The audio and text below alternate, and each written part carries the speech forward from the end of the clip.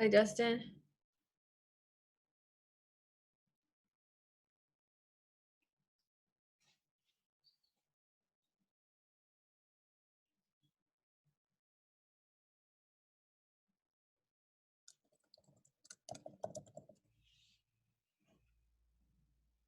How's the puppy?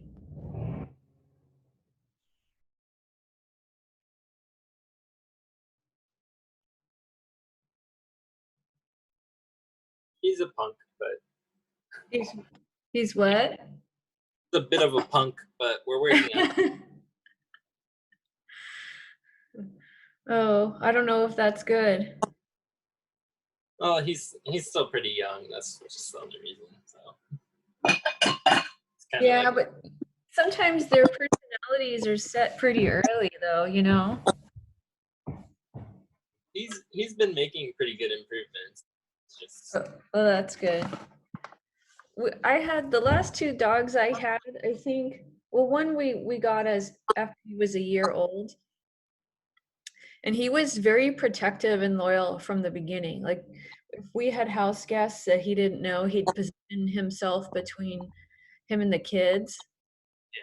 Um, and then the last dog I got him as a puppy, and he came from Mexico. Buster, the one before that, came from Bonita, which is pretty close. But I think there was so much scavenger ingrained in puppy, yeah. you know, probably over generations, that he was always looking out for himself. You know, he was playful, but in the end, he was gonna make sure he got his food or whatever he wanted. Um, and it was pretty evident early on, and I don't think it ever changed. No, he's just I don't know. We're just he seems a little slow to pick up on some stuff. So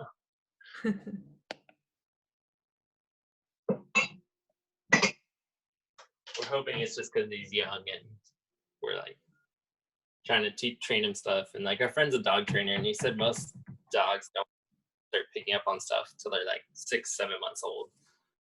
Okay. I don't know, start to get that developmental maturity, I guess, or something. Yeah.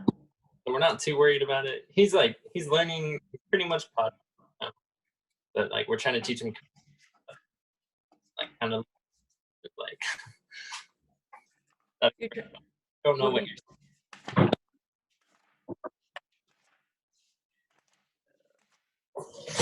specific?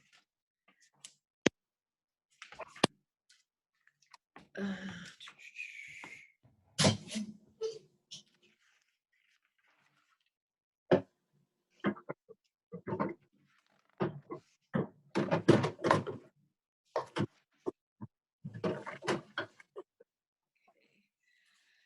I don't know what I did with my stylus pen, and I feel like I'm sort of handicapped without it. If I can't write on my Surface to make some videos. I have two of them, and the other one I can't get to work. I feel like there's no battery in it. Oh, I just got it open. Ooh, maybe it will work now. I thought I had to twist it, and I just had to pull it off. Okay, well, if no one comes, I did want to go over some things from nitrogen metabolism. Yeah, I read through the chapter and I'm definitely gonna have to read it probably a couple more times. Yeah, well, so I don't know if you've looked at the questions yet. I've been sort of adjusting them as I've been doing them, because some of them I decided I wanted to change the focus a little bit. But did you know about that only bacteria can fix nitrogen? You probably knew that. But sometimes nitrogen metabolism is a bit neglected. No, I honestly didn't really. I knew that there were bacteria that nitrogen fixed, like with the legumes and like alfalfa and stuff, but I didn't know they were the only organism capable. Yeah. The first time I taught this, stuff. It was right around the time I was going to Glacier Bay in Alaska.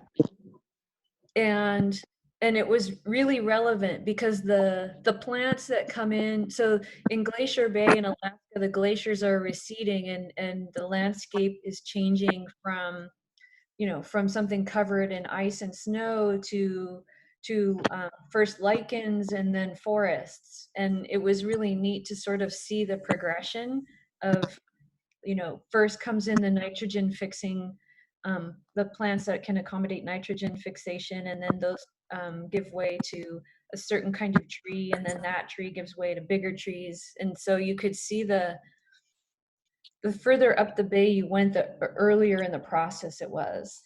This is pretty neat to see it and think about it while I was teaching it. That sounds pretty cool.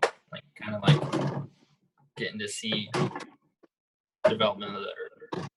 Yeah. Well, of course, it was also the retreat of glaciers, but man, that was a pretty. We tried to.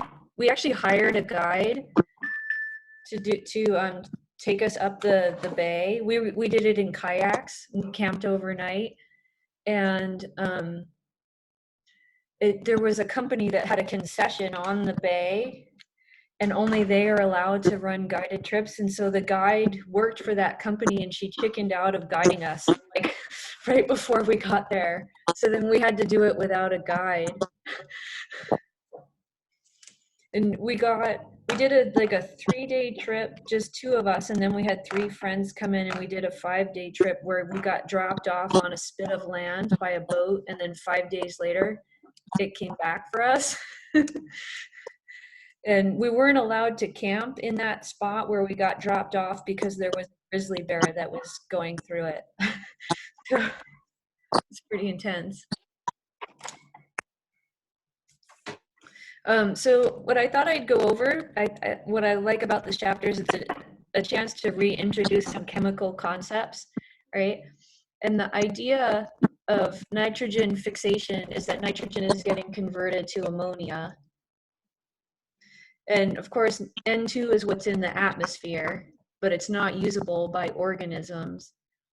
And ammonia that's the usable form of nitrogen in organisms. How's the audio? You're kind of skipping for me. Oh, Can sorry. you hear me? That's Yeah. okay. Can you hear me okay? It's a bit staticky. It's probably because my phone. Okay. So nitrogen has this Lewis structure, and the oxidation state of the nitrogen in here is 0. The oxidation state comes from, you look at the bonds that nitrogen has. If nitrogen, go ahead, question? You're still on the intro slide. Oh, shoot, sorry. It's okay. Oh, I can tell this is going to be a bad Zoom. New share. When the menus come up really slowly. Okay. Hey, now you see the camera? No. Oh, there. Oh, so there's a delay. All right, so this is the Lewis structure of the nitrogen. And because it only has bonds to nitrogen, it equally shares all the electrons in those bonds. And that means the oxidation state of this is 0. In NH3, the usable form, nitrogen has that Lewis structure. And it has, to determine the oxidation state, you look at the bonds that it has with hydrogen. And nitrogen is more electronegative than hydrogen, and so it wins the electrons in those bonds. And that gives it an oxidation state of -3, which is a 3 electron reduction. And because there's 2 N's in N2, you get 2 ammonia. So the whole process of reducing 1 N2 molecule is a 6 electron reduction. I think in your book it shows it as probably in the cell it's going to be NH4. Yeah, it shows it with 8 electrons. No, I think it says 8 hydrogens, but 6 electrons. Does it? Yeah, because the oxidation state, let's see, for this,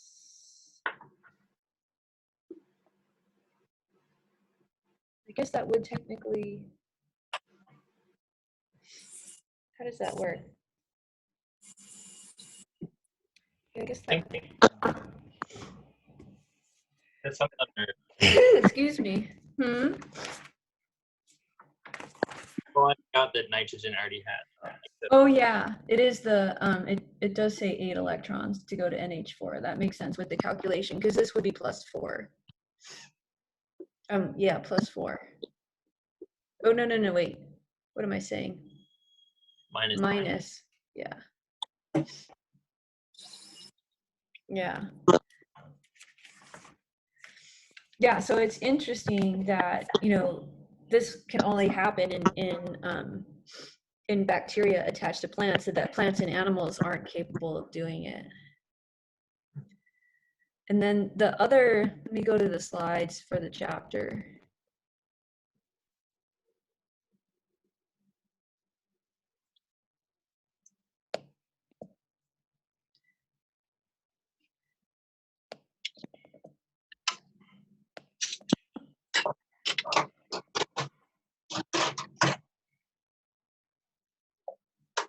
I'll do a share. Yeah, I think my computer can't handle it when I connect to my big monitor. I wonder what happens if I disconnect it now. Will it speed up? Okay, I do see now. Do you see the slide? Do you see the I see.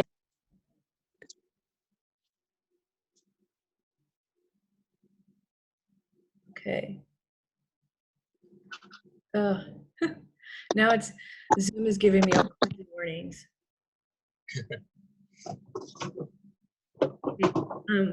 I couldn't hear. What do you see? The chapter slides. Okay, good. Still running slow. I thought maybe because there was not going to be very many people that could handle having both of these things. Maybe what else can I close down? Close down that. Close down that.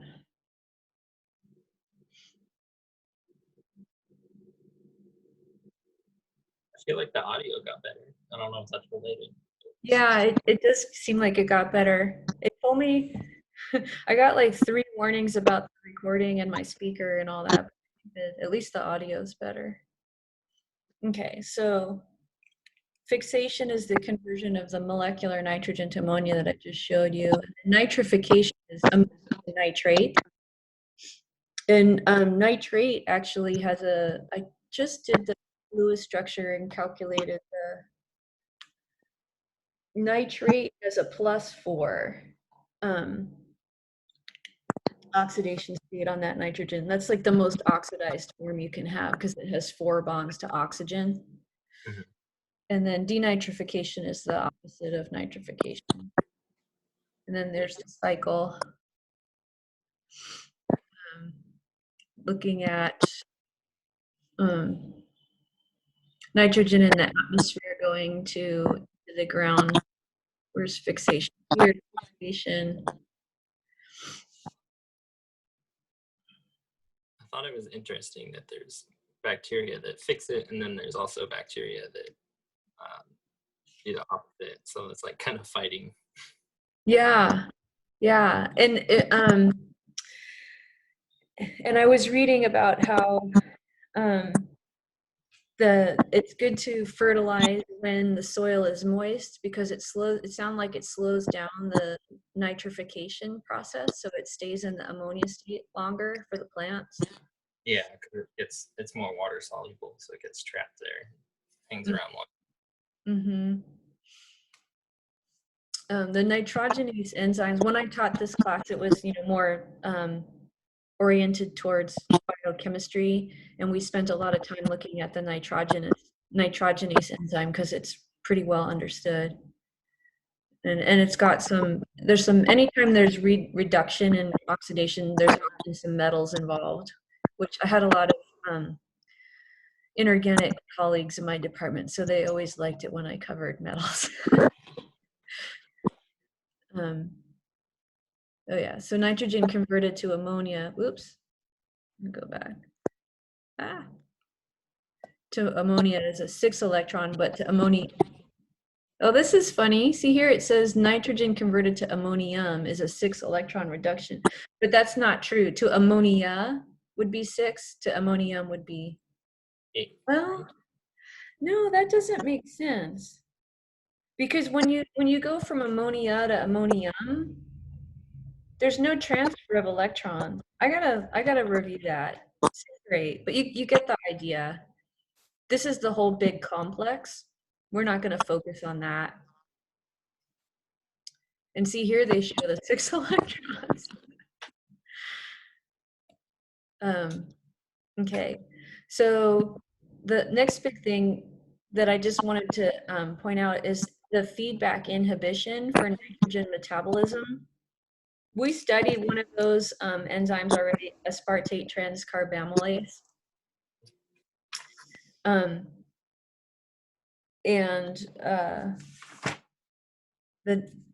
the next big one is here. When what I wanted to point out is the central role that glutamic acid and glutamine have in nitrogen metabolism. And there's allosteric feedback of the ATCase enzyme, which is the end product of that is CTP. But in addition, there's all these molecules that are feedback inhibitors of the entry point into the nitrogen pathway. So this glutamine synthetase has feedback inhibition by glycine, alanine, tryptophan, histidine, serine, CTP, carbamyl phosphate, those, and also glucosamine 6-phosphate. Those are all big players in nitrogen metabolism. Oops. Yeah. And I personally get overwhelmed with all the different, like oxaloacetate, ornithine, arginosuccinate, all those molecules in the Krebs cycle and the urea cycle. But with nitrogen metabolism, the starting points are actually fairly simple. Now I'm looking for my paper towel. Hold on, let me go get an eraser.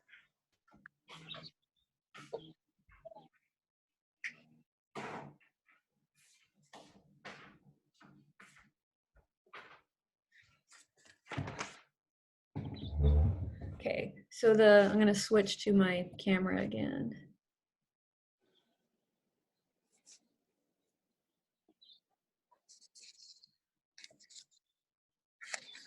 I think okay, so now you see my camera, right? Yes. Okay, so if you looked at the chapter, you probably already saw this, but it's worth pointing out that the important molecules are alpha-ketoglutarate, glutamic acid, and glutamine. And if you remember the structure of glutamic acid, right, it's a amino acid with a carboxylic acid side chain, right? Yes. And the difference between glutamic acid and glutamine is that you have an amine on the side chain. So glutamine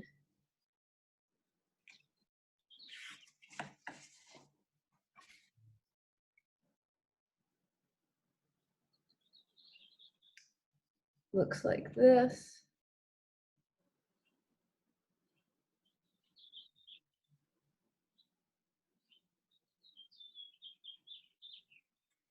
And alpha-ketoglutarate is just an amino group different from glutamic acid. And so alpha-ketoglutarate looks like this.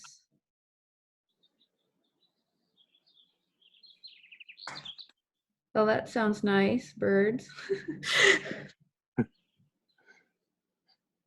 Okay, yeah. So I think if you can remember the structure of glutamic acid and know that these three molecules are central to nitrogen metabolism, you can gain a lot by knowing that alpha ketoglutarate is just an amino group off from glutamic acid, and it's alpha keto. Remember, this is the alpha carbon, and so it's alpha. I don't know why it's called alpha, if it's alpha because it's alpha from the end or if it's on the alpha carbon, but either way you can remember this structure by putting a ketone group next to the alpha carboxylate. Yeah. And this is it's a reductive amination, and that means something else has to get oxidized, and NADPH is the coenzyme. And what's the source? Oh, it's just NH4 plus is the ammonia. Yeah. And this one is a transaminase, which requires ATP. PI. And so if you approach the chapter focusing on, move this out of the way, the glutamine and glutamic acid, and then remember that alpha ketoglutarate is related to those two, I think that helps get through quite a bit. Yeah. You can basically you either whatever. Keep glutamate in the middle and you either remove an amino group or add an amino group to get to either one. Yeah, yeah. And then so those are the reactions there. And transaminations, the whole idea of being aware of those reactions is I think that gets you a lot in this chapter as well. And in my research, we had some use for manipulating transamination reactions. So when I was in Vancouver and trying to assign, I told you last time about growing the protein on ammonia, N15 ammonia, so we could see the signals by NMR. Yeah. So in order to get, and so that I could assign all the amino acids in the protein. And so one of the things that we would do to sort of help is we would feed the E. coli we would give it regular N14 nitrogen ammonia, but then give it N15 and only specific amino acids. And so that I knew that all the spots that I saw, like if I fed it alanine, I knew that all the N15 signals were going to be from alanine or maybe alanine and serine. And we had two specific E. coli's, one that was lacking a transamination enzyme. They knocked out that gene so that it prevented conversion to different amino acids. Okay. It was pretty cool. And so I put the same plasmid, just like we talked about in the biotech chapter, I put the same plasmid into two different strains of E. coli, and I would get different patterns based on what enzymes were available to convert amino acids. Yeah. And then kind of mapped it out that way. Mm-hmm. It was pretty cool.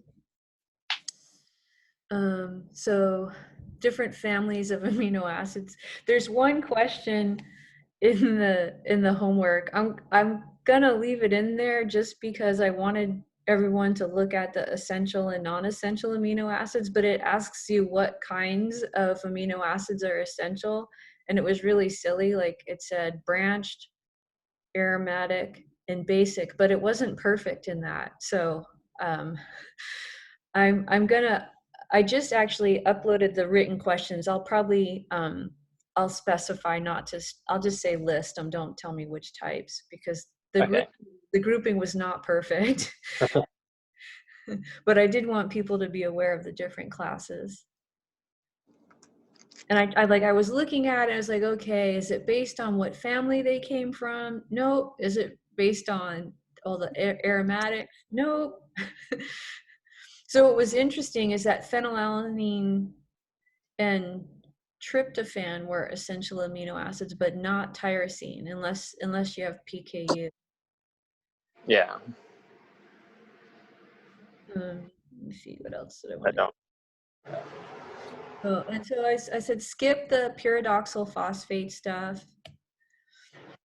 I really, on the pathways, only want to focus on entry points and exit points. And the test on this is going to be the same. It'll be open textbook. And so you don't have to worry about memorizing things, but I think spending time looking at it is helpful. Yeah, I'm trying to understand. Yeah, and I have quite a few questions that focus on on tetrahydrofolate. And tetrahydrofolate it's a coenzyme that's responsible for transferring carbon groups to molecules. The other reason I have it in there is because um, an enzyme that's related to tetrahydrofolate metabolism, it's called dihydrofolate reductase. Dihydrofolate reductase gets inhibited by an analog of tetrahydrofolate, methotrexate. Have you heard of methotrexate? It sounds familiar, but I don't. It's a cancer drug. It's used in treating breast cancer pretty commonly, certain types of breast cancer. And methotrexate is an analog of tetrahydrofolate. And Okay. and tetrahydrofolate is important in the conversion of ribonucleic acid, nucleotides to deoxynucleotides. And that's the link between RNA and DNA. And we want to limit when we're treating cancer, we want to limit. Ability to replicate there. Yeah, and so it's a key for that. So none of the the details are important, but knowing the role. And so tetrahydrofolate comes from folic acid. That's a precursor, and we get that in our diet. It's one of the things that can be limiting. And it's also like if you're pregnant, they have you take in the vitamins, prenatal vitamins, folic acid is one of the things that's always included, because there are birth defects that are associated with not having enough. I think spinal bifida is a birth defect that's associated with not having enough folic acid during pregnancy. I think also, I'm not positive, but I think cleft palates too. But I could be wrong. It's been a while since I talked about that stuff. I remember very specifically, I went over the mechanism for the dihydrofolate reductase enzyme, and it's this like really complicated mechanism. And it was a real challenge. It's a beautiful mechanism, but it was a real challenge to try to go over it in class. And I had a very detail oriented colleague in organic chemistry, and she actually called me into her office to go over how I taught it. But actually she helped me a lot. I mean, I think I was pretty sloppy. It was like I was sloppy about whether arrows went to bonds or whether they went to atoms. Yeah. And cleared up a lot of that. So skip, I don't care about the synthesis of specific amino acids. So skip that stuff. Skip that. Because that was Does that help you feel better? yeah. Yeah.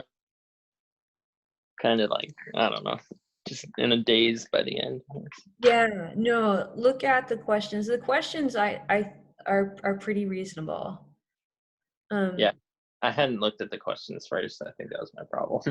Yeah, definitely look at the questions. So then we know you probably are already aware of the essential amino acids. Yeah.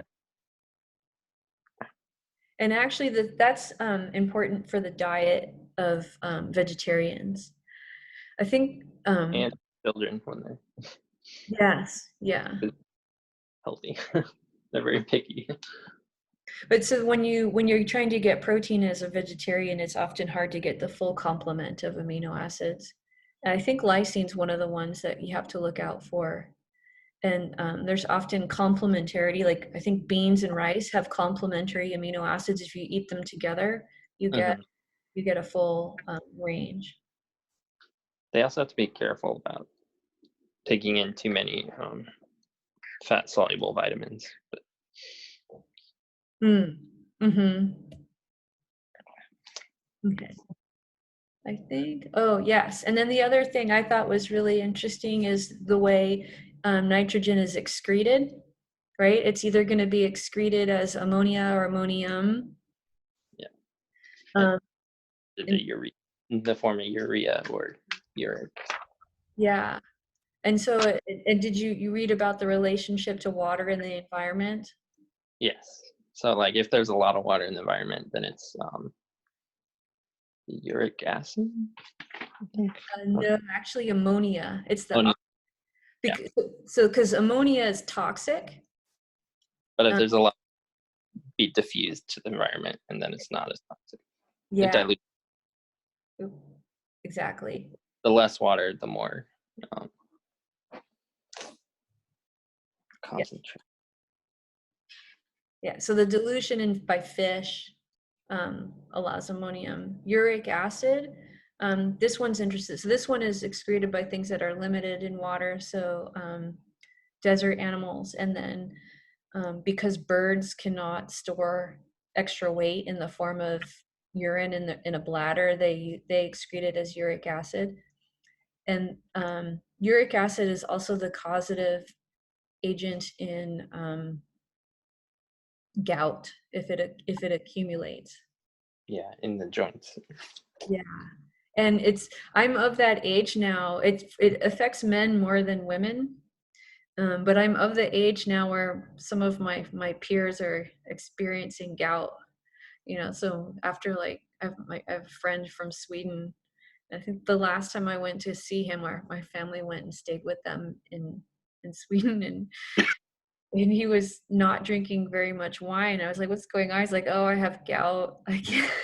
It's like, when we last saw each other, we were in our 20s, right? Yeah.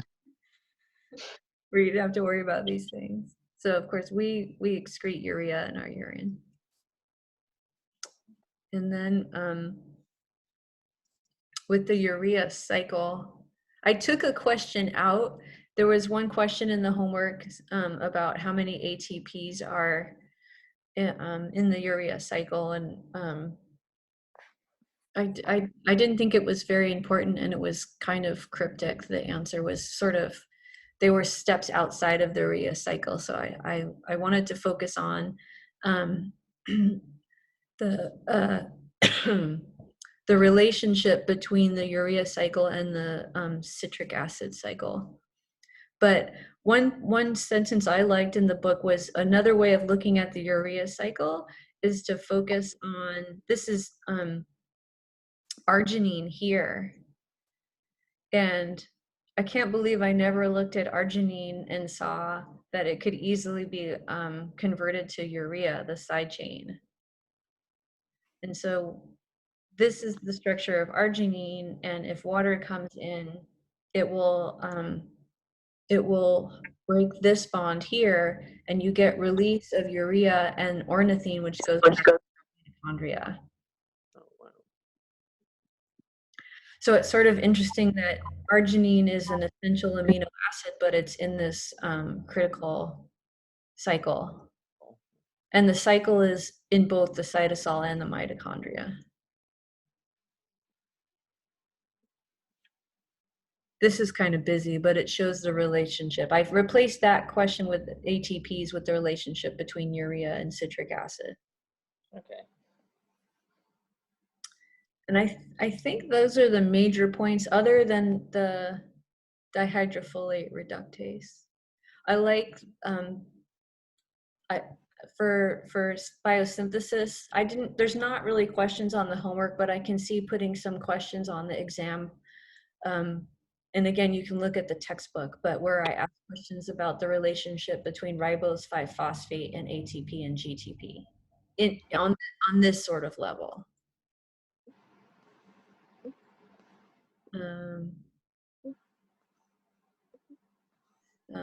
Salvage reactions are kind of neat, but we don't really have the time to go over that. There is a big difference between the purine and pyrimidine biosynthetic pathway, and that the ring gets built attached to the sugar in pyrimidines, but the ring gets built separate from the sugar in purine biosynthesis and then gets attached later.